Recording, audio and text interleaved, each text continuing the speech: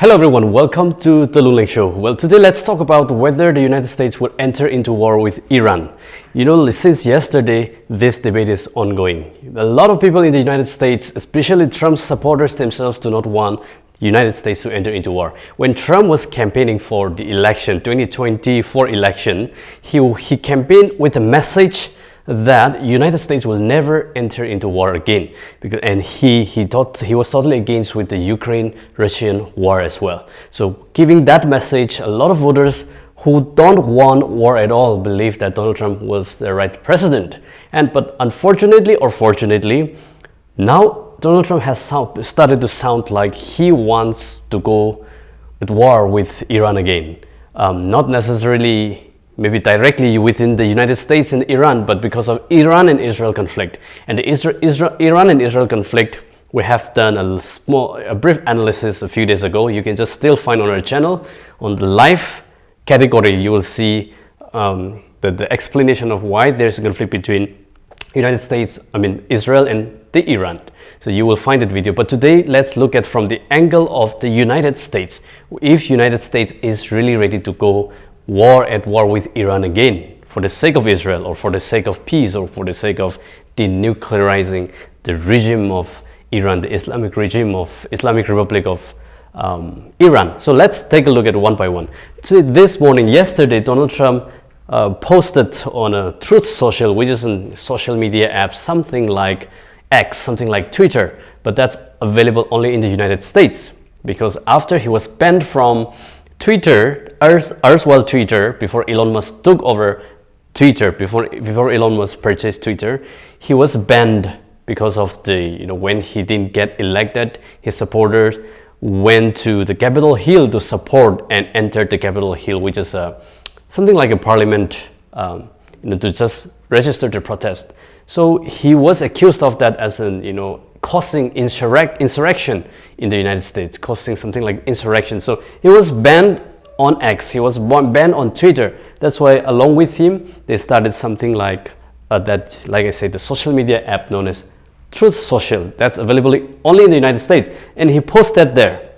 He has a Twitter account, X account, but he hardly posts something there as, this time. But he will take a screenshot of what he posts on Truth Social, and he will post a picture there on X, on Twitter, erstwhile Twitter. And he said, Iran should have signed the deal.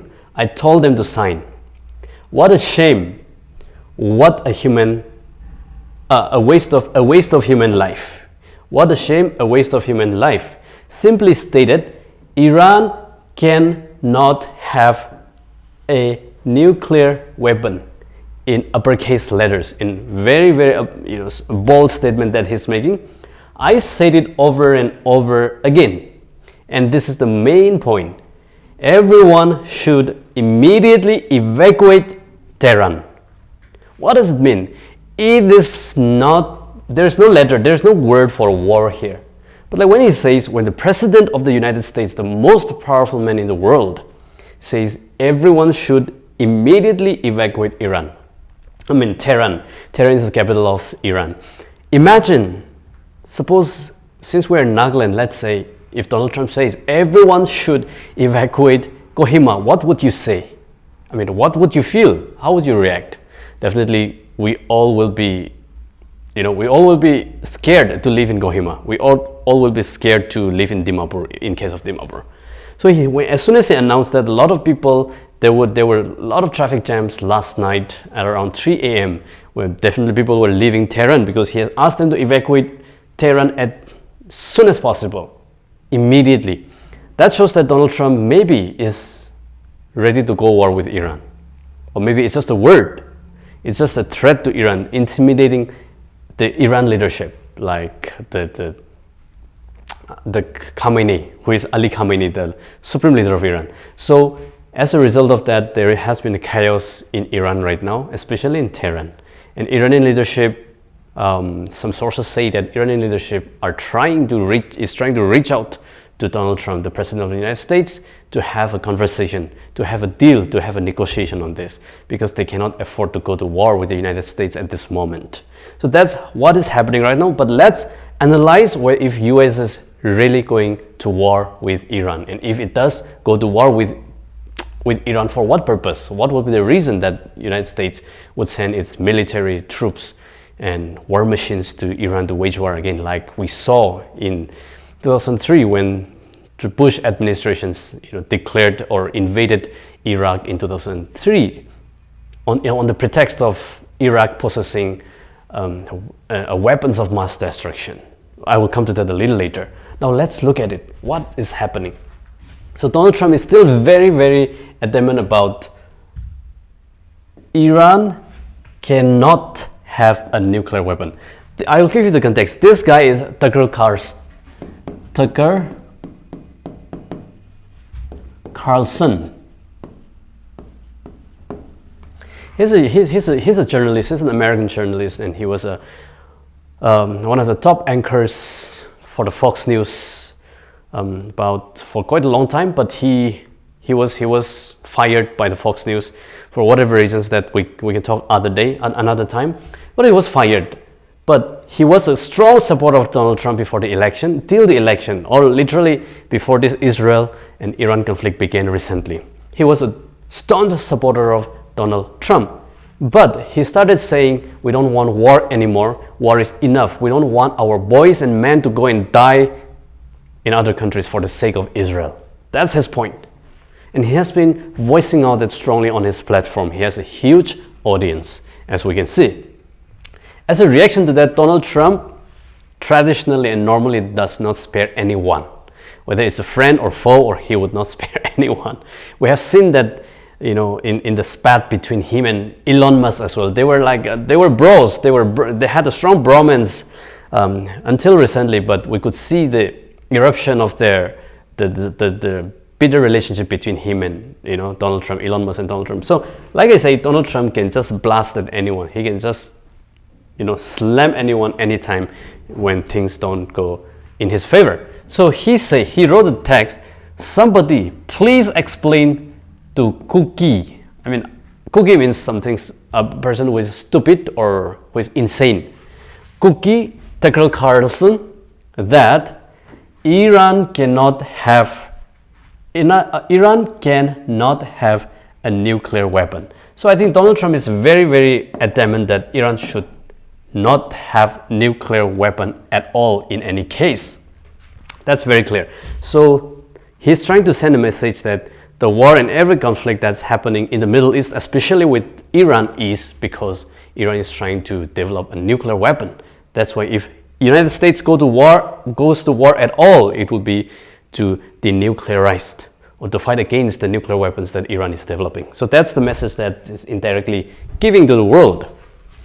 And now the question is, does Iran have a nuclear program? Of course, they don't have nuclear weapons yet, but they are, of course, trying to develop one because they believe that just like North Korea has a nuclear weapon from 2006, North Korea developed nuclear weapons from 2006. In 2006, since then, they cannot be intimidated, they cannot be threatened by any power in the world because nuclear weapon is like, there's no winner in nuclear war. So Iran has been trying to develop the nuclear weapon as well. Now the question is, does Iran have a nuclear program to develop the weapons?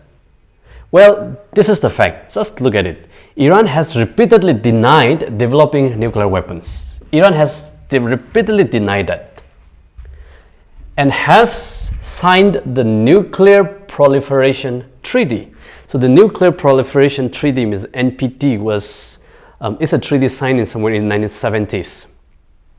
That any nation other than 5 countries who have already built their nuclear weapons, any nation trying to develop nuclear weapons should be very cautious and it should be used only mostly for for the purpose of peace and at the same time for the purpose of energy, not for weapons.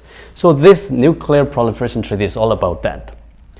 But the fact about Iran is that the United Nations nuclear watchdog recently said that Iran was flouting an agreement with the agency, meaning with the watchdog agency, and hiding some of its nuclear activities.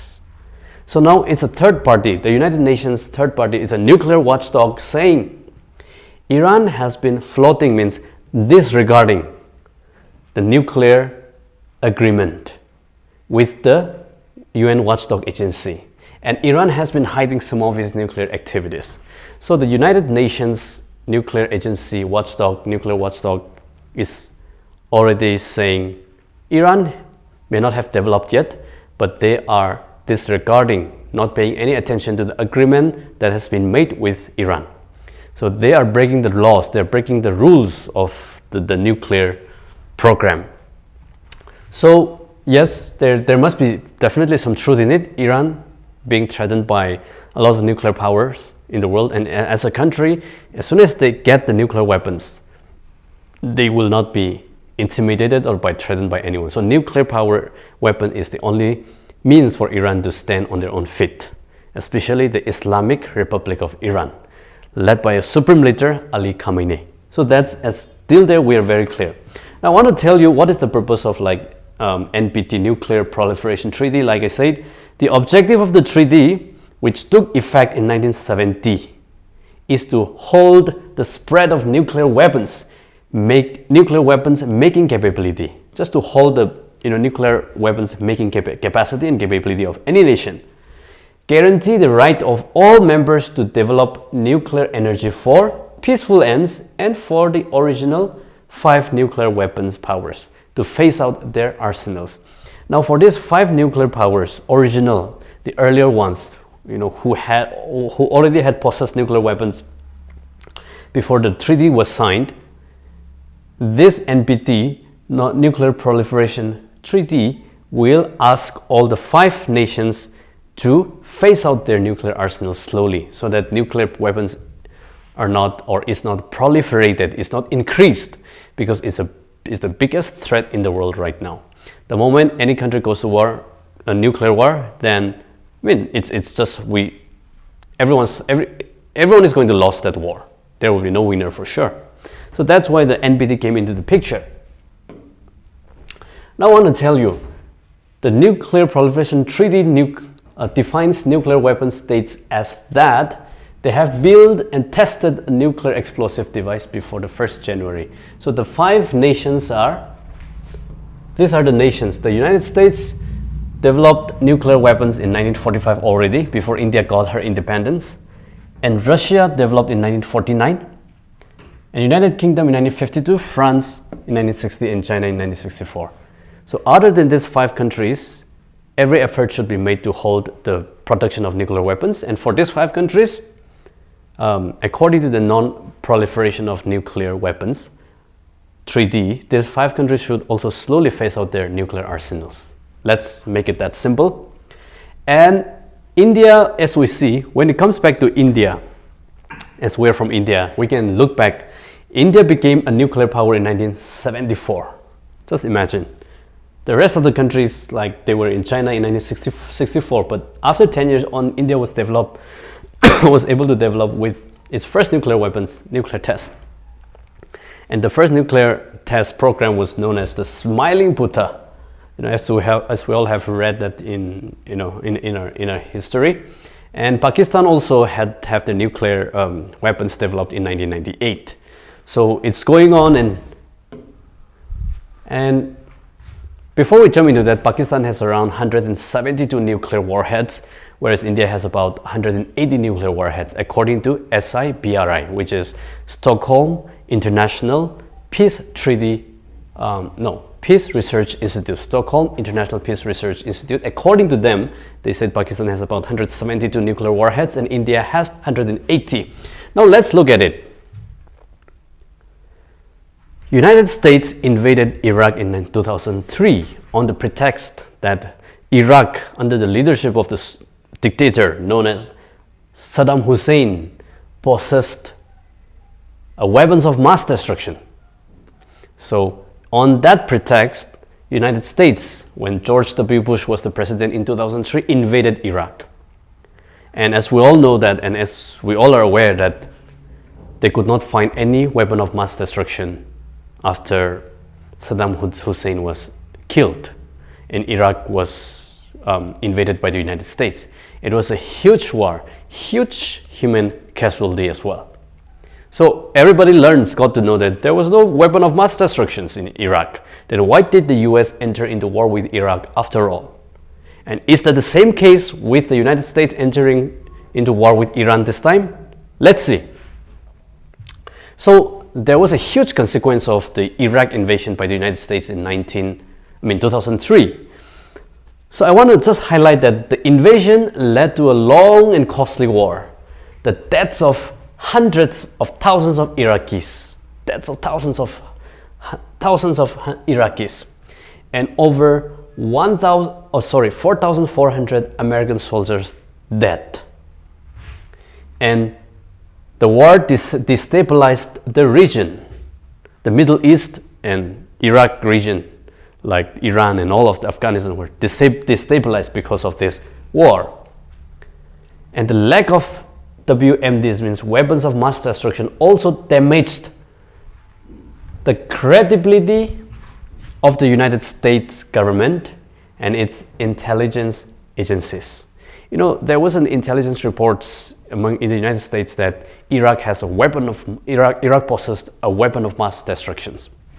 Since Iraq possessed that, United States decided to go to war with Iraq in 2003. Now that has damaged the credibility of the intelligence agencies of the United States and the credibility of the US government. So it's already very interesting. Then, is Donald Trump trying to do the same thing as George W. Bush did in 2003 with Iraq? So is Donald Trump trying to do the same thing with Iran this time? Well, let's take a look. So let's see that, Iraq, sorry, it's not visible.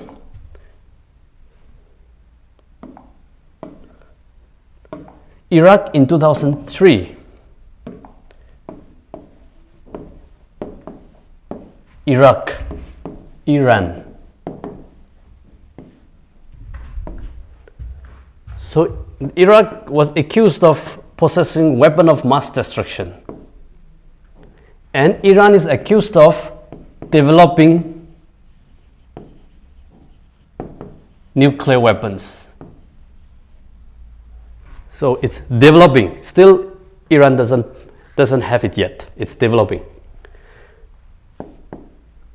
But they found that there was no weapon of mass destruction. Then why did the United States invade Iraq? Now the question is, a lot of critics suggested that United States had to invade Iraq because United States want to take control of the Iraq oil reserve, very rich oil reserve in Iraq those days. That's what the United States is accused of, oil reserve. And also, United States say that there has to be a regime change because Saddam Hussein became like a dictator, and United States want to install democracy or bring democracy in Iraq. Well, that would be just a smoke screen or just a cover-up story. Democracy, let's say for now, because Iraq doesn't have it. And now, with regards to Iran, they're developing one, and there's no WMD, weapons of mass destruction, in Iraq in 2003. But in 2025, is the Iran developing nuclear weapons program? I mean, do they have nuclear weapons development program? According to the UN nuclear watchdog, they say that yes, they have a nuclear weapons development program, and Israel has assassinated or eliminated at least 13 nuclear scientists within the last 1 week in Iran. So Israel has done that. I mean, nowadays there are more, I would say, evidence. It's objectively we can conclude that yes, Iran is trying to develop nuclear weapons because even the UN watchdog has already talked about it. And Iran has nuclear scientists who have been now eliminated by the Israel. 13 of them. recently. So if they have a nuclear scientist, then definitely they must be trying to develop nuclear weapons. And what the United Nations watchdog said about it could be true as well. So I'm just trying to objectively understand this. Now Donald Trump is saying that Iran cannot have a nuclear weapons. So Donald Trump could be wrong or could be right. But he is imposing that Iran should come to the table and talk with us, since Iran rejected that. Now Donald Trump is saying, now people of Tehran should evacuate Tehran immediately. So now the question comes down as to, is Donald Trump going to wage war with Iran? For now, no one knows yet, because it's politics, it's diplomacy. It could be a message of intimidation, so that the Iran leadership would come forward and have a conversation, have a dialogue over this, and come to an agreement not to develop nuclear programs further. So why nuclear program is very dangerous? Yes, almost a lot of countries have no nuclear weapons, but it gets more dangerous when the country is not a democracy. It's not based on democracy. When the leadership does not believe in democracy, and when the leadership is very radical in terms of we don't want any state to exist that is against us. You know, when the leader is so adamant to destroy a state like Israel, then Israel could be threatened. And a lot of people are questioning that Israel has nuclear weapons. Then why can't Iran have nuclear weapons? Well, I would leave that to your judgment. But the pro-Israel people would say, since Iran cannot have nuclear weapons because Iran's mission is to eliminate Israel from the face of the earth. But does Israel have that kind of mission to eliminate Iran from the face of the earth? Arguably, Israel does not have that kind of agenda to eliminate totally from the face of the earth. Israel sees Iran as one legitimate state for sure. But Israel's argument is that Iran cannot have a nuclear weapon because they don't believe that we are a state and we are legitimate. That's Israel's argument and the pro-Israel's argument. Now the pro-Iranian argument is that Iran can have nuclear weapons as like any other country.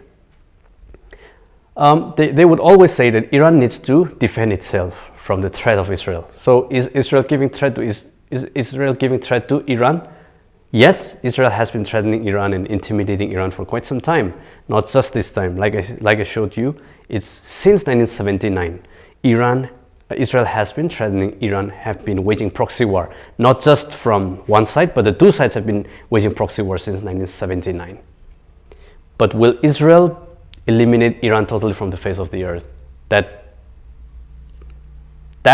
is necessarily maybe not true, because what Israel has been saying is they just don't want Iran to possess nuclear weapons. As long as Iran does not have nuclear weapons, we're fine with it. I mean, that has been the message of Israel. But like I said, all this kind of message for democracy, all this kind of messages on the pretext of weapons of mass destruction could be just a cover story, could be just a cover up. It could be just a smoke screen, like you would see it, and the actual reason could be, like many people accuse the United States, oil reserve in 2003, and other actual reason is to gain control in the Middle East, because United States interest, they have interest in oil reserves for sure, because oil is one of the most prized or minerals energy in the world. So United States definitely is interested in the oil reserve. So when you look around at all of these things, my takeaway is this, my conclusion is this: I don't think Donald Trump or United States will this time ever go to war with Iran. But Donald Trump's intimidating messages could be just an intimidation, because no one can afford to go to war at this time. And the United States have realized and learned a lesson in a bitter way, in a hard way, that waging war in the Middle East is not beneficial at all. At the end of the day, the United States lost a lot of its soldiers every time they go to war in the Middle East. Like I said, in 2003, look at this. 4,400 American soldiers lost their lives in their war in Iraq. I don't think anyone would like to continue the same thing this time. And this guy is the culprit for that. So this year, let's see. But let's follow the development and see what happens. But definitely there will be. It's my assumption that there will be no war, but it could be just a intimidating language of intimidation that was being sent to the Iranian leadership by the United States president, and no one can afford to go to war. And I'm sure the Iranian leadership will come to the table for a talk and to stick to the comprehensive nuclear program of action, that is, which I had explained earlier. They will come and stick to that, and they may stop developing nuclear programs, nuclear weapons. So for today, let's just wait and watch, but this is the background that I wanted to give. So thanks so much for tuning in, and see you all again.